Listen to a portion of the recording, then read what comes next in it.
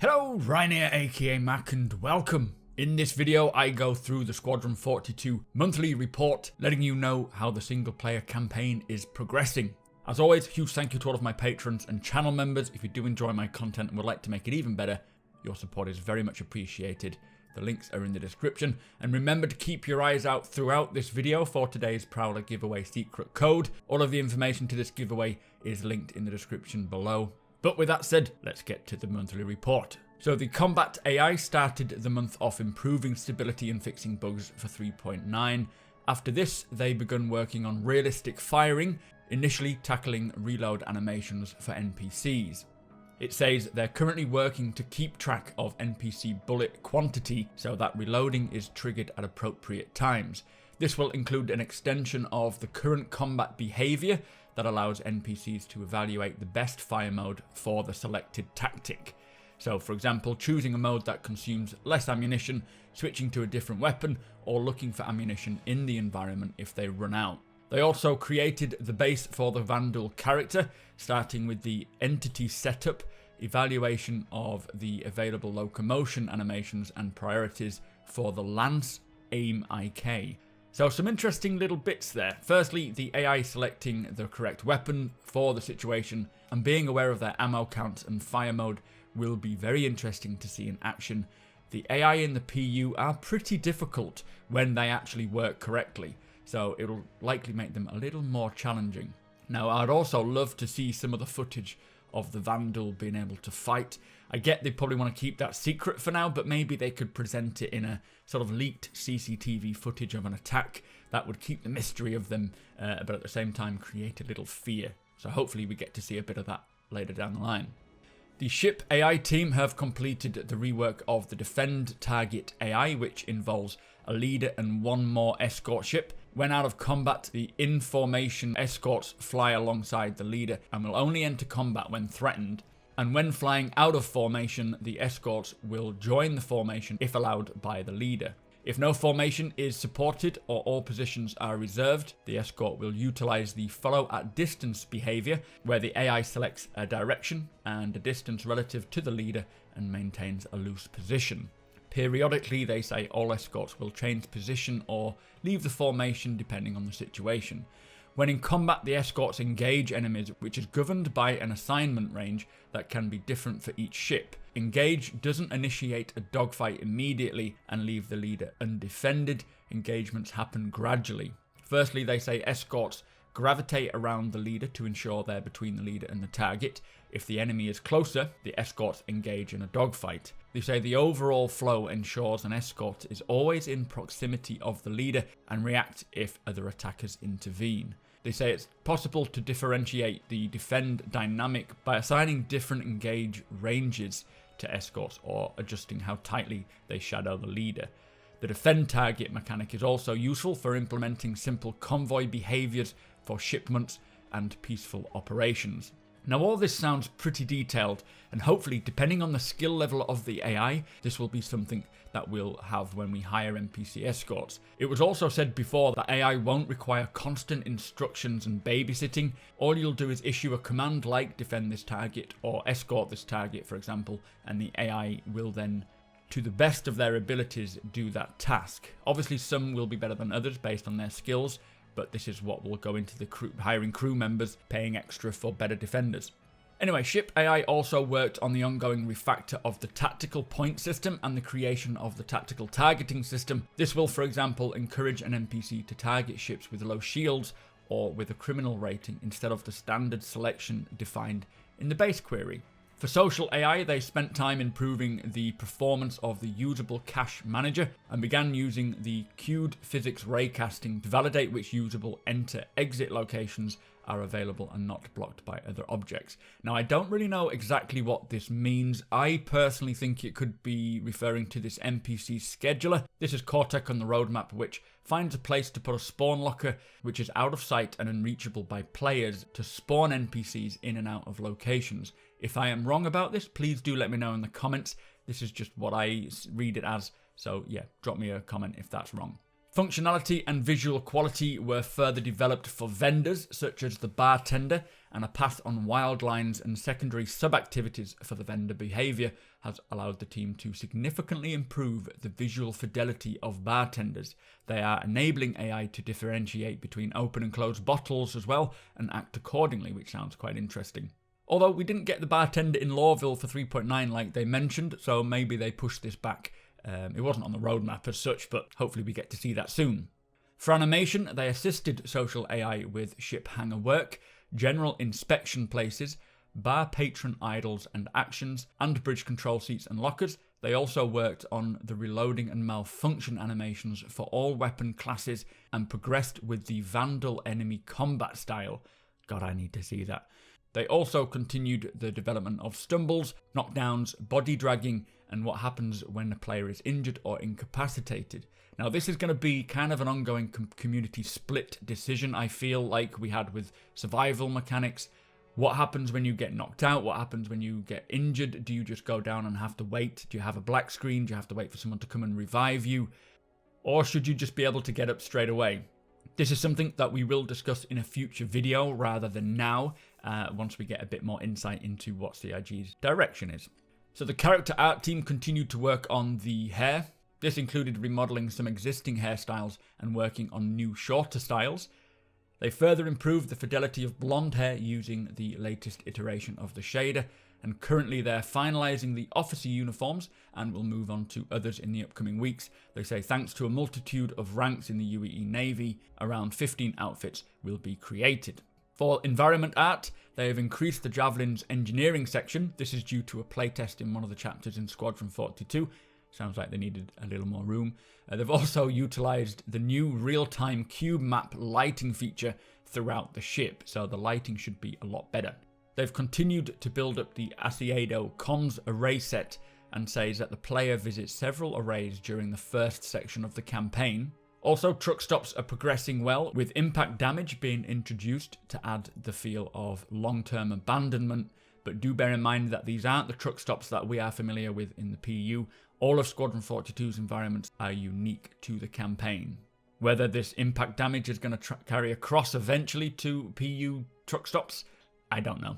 The team also fleshed out the hangar interiors on one of the mining bases, saying that this is the largest hangar in the game and needs to carry out multiple functions for the station and passerby. Important story moments take place in this hangar, which gave the team the opportunity to dress such a large space with interesting narrative relevant props.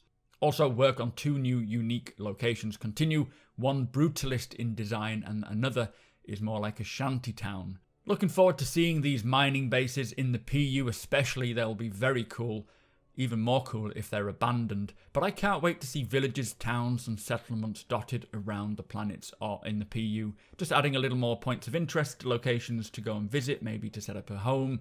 When they start populating these planets, I think there'll be a lot more to do.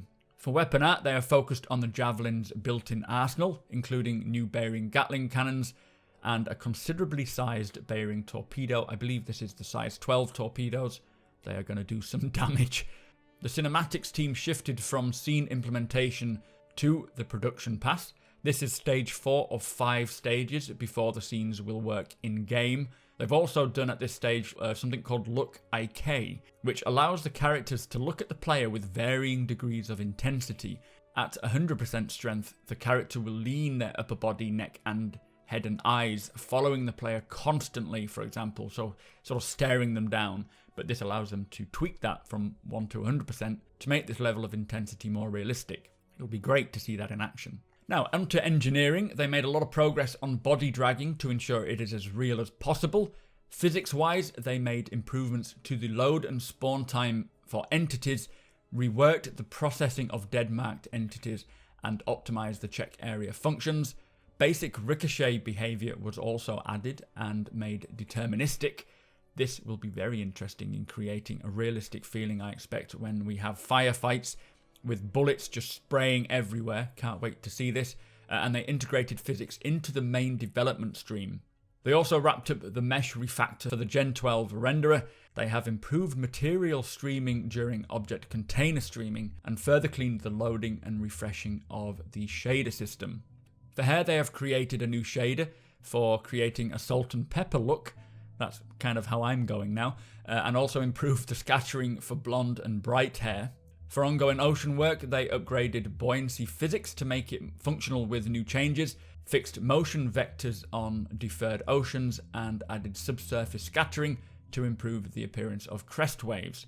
Now, for engineering work, they did a lot more, which unfortunately I just do not understand while I'm reading it. So I do suggest reading the engineering section if you are a bit more savvy than I am, which is probably all of you. But I do apologise, I just don't understand what they're saying. For gameplay story, they have made significant improvements to their library of generic interrupt animations and now have 14 male and 14 female animations that work well from standing poses. This is how basically the NPC will react to you if you interrupt them in whatever way. If you walk away, if you pick up a cup, if you start talking to someone else while they're talking to you, so on and so forth. Gameplay story scenes on and around the bridge seats of the Idris underwent iteration, and they are now beginning to support the social AI team's work in this location, so interacting with the stations as appropriate. I can't wait to see sort of Battlestar Galactica level bridge population. It's going to be so cool. The graphics team continued their crucial work on the Gen 12 and Vulkan renderer, with focus on getting the first version of a complete graphics pipeline up and running. This, they say, is the first of several major milestones for this year.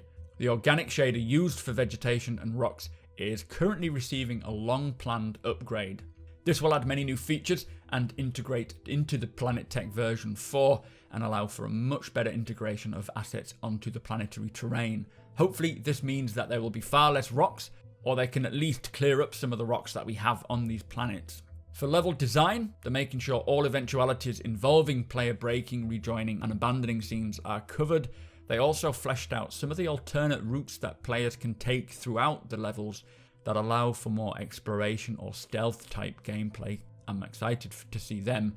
The space dogfight team continued spacescaping various locations in the game, crafting them into believable places with functions and identity, and they have also implemented work from the vehicle feature team on the updated scanning mechanics, making sure they function correctly within Squadron 42.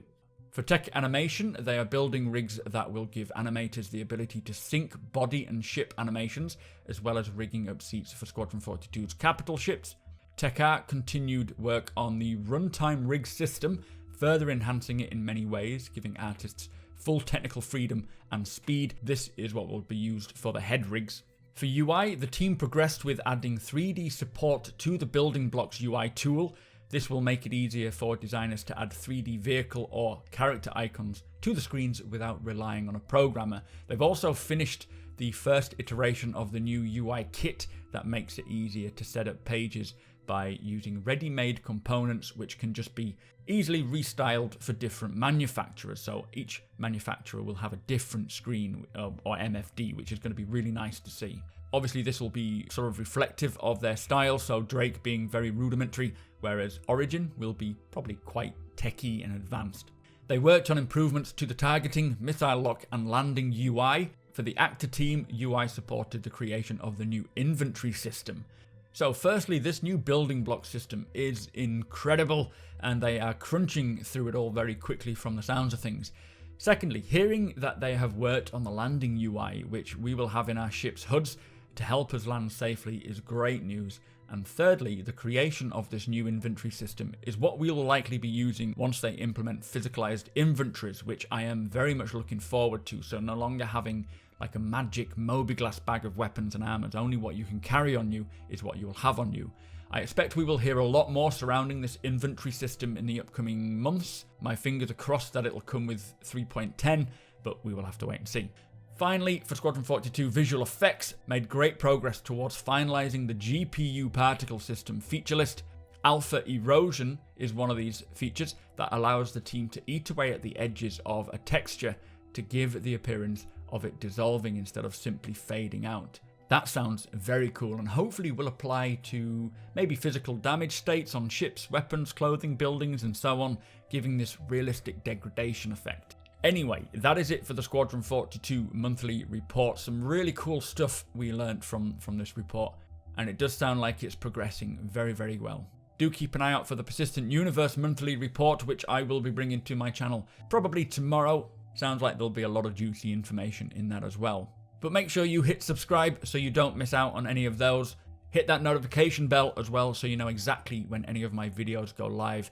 And tick that like button if you're excited to get the update on Squadron 42 this week. Come follow me over on twitch.tv/supermacbrothers, Ryan. We're having a great time over there, hanging out, playing the game, and just chatting Star Citizen. Thanks again to my patrons and channel members. Thank you for watching, and I'll see you next time.